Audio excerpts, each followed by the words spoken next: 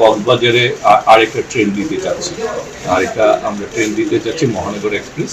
হ্যাঁ, যেটার মাধ্যমে আরও যাত্রী সেবা বাড়বে। সেক্ষেত্রে তখন প্রায় এখন তিনটা চার জোড়া চলছে, সেখানে 5 জোড়া হবে।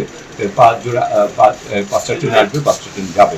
তার মানে আস্তে আস্তে আমরা চাচ্ছি যে কক্সবাজারে আমরা আরও বেশি ট্রেনের মাধ্যমে আমরা লোকোমোটিভ এবং গ্যারেজ সংগ্রহের মাধ্যমে এটা দিলে যাতে আরো বেশি করোনা বা যে কোনো ভাইরাসের এগেইনস্টে ফাইট মানি ব্যাকট্রলের লেফট রাইট। পর্যটন কেন্দ্র আরো জনপ্রিয়তা অর্জন করতে পারে, মানুষ আরো বেশি যোগাযোগ ব্যবস্থা সহজলভ্য হয় এবং যোগাযোগটা সুন্দর ও মসৃণ হয়। সেই কাজগুলো আমাদের এই আশার পিছনে রয়েছে। এই ব্যাপারে যেটা হচ্ছে আমরা যে সৈকত প্রবাল, তাই না, এই ট্রেনটা আমরা যে এসি করা হচ্ছে সেখানে আমরা এমনভাবে টাইমিংটা করতে চাচ্ছি যাতে করে চিটাং থেকে ঢাকা যে আমাদের আন্তনগরগুলি আছে এটা যদি যাতে তারা 3টা এবং 5টার চিটাং যে 3টা এবং 5টার ট্রেন ধরতে পারে সেটা আমরা একটা ব্যবস্থা করার আমাদের পরিকল্পনা রয়েছে। এবং আপনাদের মাননীয় সংসদীয় মাননীয় মন্ত্রী মহোদয় উনিও এই এলাকার উন্নয়নের ব্যাপারে, এলাকার মানুষের উন্নয়নের ব্যাপারে, যোগাযোগ ব্যবস্থা উন্নতির ব্যাপারে ওনারও অনেক প্রচেষ্টা রয়েছে।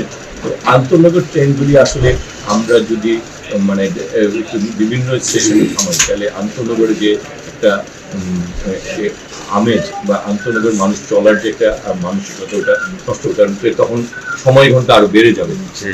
এই কারণে আন্তনগর ট্রেনগুলিকে আমরা ওইভাবে না দিই, কিন্তু আন্তনগর ট্রেনের সাথে আপনারা যাতে চিরাং যে অন্য 3টা এবং 5টার সময় যে আন্তনগরগুলি ঢাকায় যায় সেই যাতে করা যায় সেই ব্যবস্থাটা আমরা করার চেষ্টা করছি। একটা কথা ছিল যে আমাদের চকরি স্টেশন অনেক জনবহুল, ওখানে অনেক প্যাসেঞ্জার আপনারা হয়তো খবর যদি জানতে পারবেন ওঠানামা করে। একটা প্রবলেম যেটা দেখা যায় সেটা এখানে লাইটিং ব্যবস্থা নেই এবং সিকিউরিটির একটু অভাব প্রতিনিয়ত এখানে চিন্তা। এই ব্যাপারগুলিও আমরা রামুতে দেখেছি, ইসলামাবাদে দেখেছি, আমরা চকরিয়াতে দেখলাম, দুলহাজরা। আমরা এই ব্যাপারে আমরা উদ্যোগ গ্রহণ করছি যাতে RNBর মাধ্যমে নিরাপত্তাটা আমরা এখানে ইলেকট্রিসিটির যে ব্যবস্থাগুলি করা যায় সেই ব্যবস্থা গ্রহণ করার জন্য আমরা ঢাকায় যে